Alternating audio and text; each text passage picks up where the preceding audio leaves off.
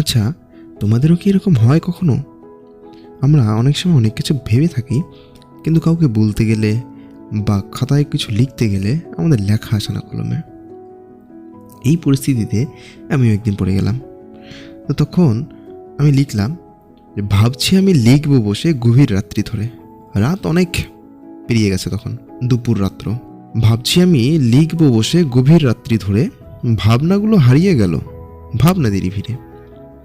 শব্দ আমি যতই আঁকি, শব্দ আমি আঁকছি, এঁকেই যাচ্ছি, কিন্তু আমাকে ধরা দিচ্ছে না। শব্দ আমি যতই আঁকি, দেয় যে তারা আমায় ফাঁকি। ভাবছি আমি লিখবো বসে অনেক অনেক ছড়া, কিন্তু আসছে না তো কিছু মাথায়।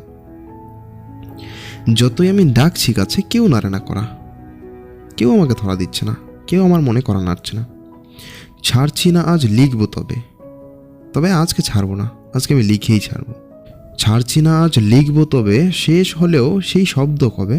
কোত্থেকে পাও এত শব্দ? মনের থেকেই গড়া? আজকে যতই রাত্রি নামুক, লিখবো শুধু ছড়া।